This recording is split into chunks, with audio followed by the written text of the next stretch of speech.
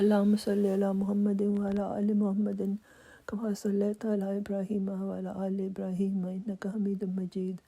اللهم بارك على محمد وعلى آل محمد كما باركت على إبراهيم وعلى آل إبراهيم إنك حميد مجيد. Imam Sahib says in today's dars that it was only a few days ago that we were speaking about how the month of Ramadan will begin, and then it began, and now we have almost reached to the middle of Ramadan, and Imam Sahib is saying that he wishes to bring to the attention of the listeners that Huzur, may Allah be his helper, in every Ramzan, by the grace of God, he sheds new light on Ramzan in every new year, and he informs us or instructs us to try and gain its blessings and benefits. Imam Sahib says that I recall that a couple of years ago, Huzur mentioned in one of his sermons, which was about Ramadan, Huzur said that Ramadan is a month of sowing the seeds of good deeds. This is a very exquisite matter that Huzur brought our attention to, and Imam Sahib says that this is why he wishes to remind it to all of us again. Let's reflect on these words, that not only is Ramadan more exalted than all other months, and naturally by looking at the surroundings and all the different good things that are taking place, one is reminded to perform those good deeds as well. But this is something that should be regarded as a seed, just as Huzur, may Allah be his helper, said that this is the month of the sowing the seed of pious deeds. This can be understood by people who cultivate food. They understand it best, that if somebody has a piece of land, he first sows seeds, and then he takes care of the seed, and he takes care that the seed should not be picked on by birds, and he looks after it, nourishes it to ensure that it grows and produces fruits and flowers. So when one performs a good deed in this manner, we should perform it as well. That we should, when we start doing a good deed in Ramzan, then we should nourish it and take care of it and make sure that it continues in our lives. And then from that particular good deed, new good deeds are born. So this is a very beautiful subject, and this is something that every believer should remember, that we should not only perform good deeds in this month of Ramadan, but it should be the beginning of good deeds which would later lead to a tree which is extremely fruitful, and it flourishes in every way and helps a lot of people. So this is a great thing which is mentioned, which is reminded to us by Huzur,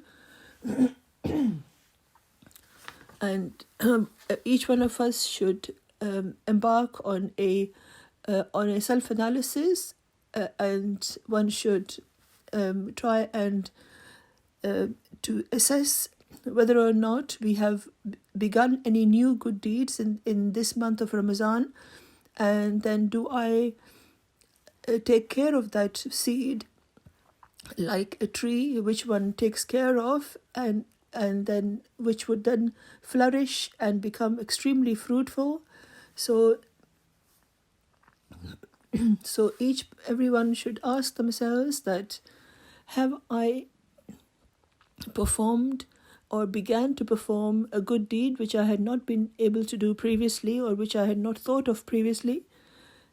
If you are able to do such a good deed, then you should water it, and you should try to look after it, and try to never lose it and never let it die from you. So this is something that Imam Sahib said that he wishes to remind us all,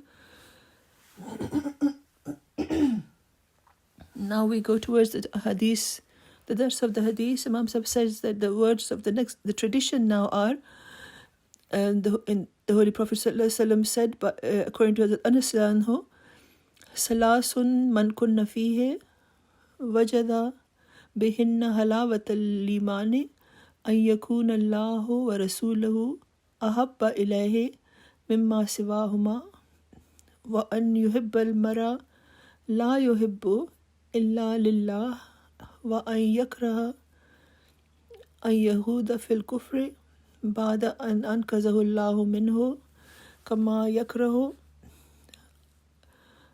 an yukzafa fin nar. Imam Sahib says that he has read this whole tradition, and this has three main sections which Imam Sahib wishes to expound upon.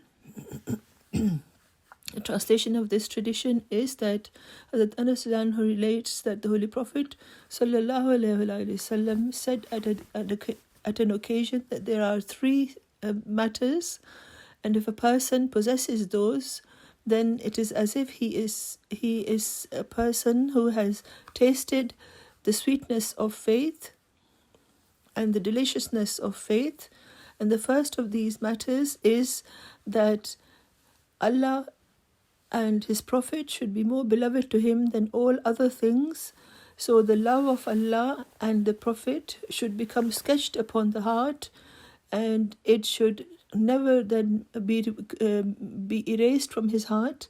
And this is something through which one can feel the sweetness of faith. Imam Sahib said the biggest aim of one's life should be that he should have the love of Allah and of his beloved Prophet Muhammad sallallahu alaihi wasallam become embedded in their hearts. It should become solidified in the heart, and his heart should be filled with the love of Allah and of the Prophet sallallahu alaihi wasallam.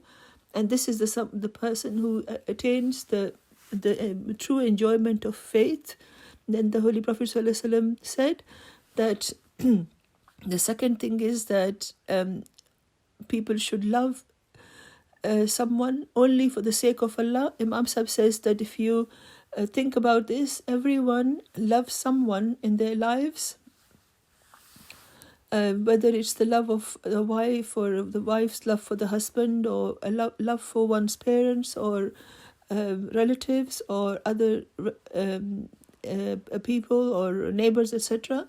So if everyone has a pure and true love in their hearts for someone, and the other thing which gives people the love of faith, or which enables people to enjoy faith, is to love someone only for the sake of Allah. Imam Sahib said that ordinary people, when they love someone, sometimes they love them because they can gain some benefit from that person. Similarly,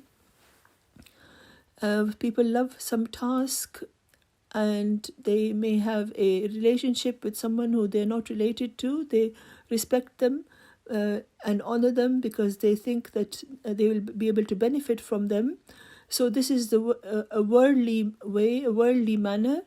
But this hadith reminds us that one should love someone for the sake of Allah, whatever it is, whether it's the eventual aim and objective of one's life should be to gain the love of Allah, because Allah has told us that we should take care of our parents and we should love them. Then this is in accordance with the principles taught by Allah. Similarly, the love for one's friends and neighbors, etc., or the love of something, this should only be for the sake of Allah. So, and then this tradition says that the third matter that is mentioned in this tradition is that a true believer should dislike returning to disbelief, a state of disbelief to from when they have believed so much. It should be so abhorrent to him that it would be akin to being put into fire. So when someone goes out of a state of unbelief, and then that he should hate coming out of that state as much as being put into fire.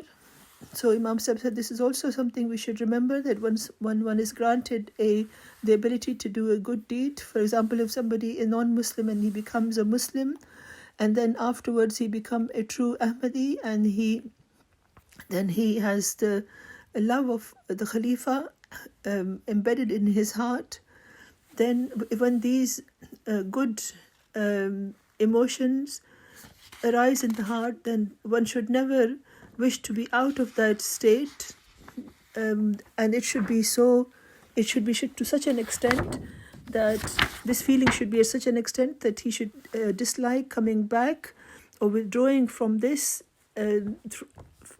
blissful state. It should be as horrific for him, as abhorrent for him as being put into fire. So these are examples which this hadith reminds us of. We should try to remember all of these, and we should always try to achieve the true love of Allah.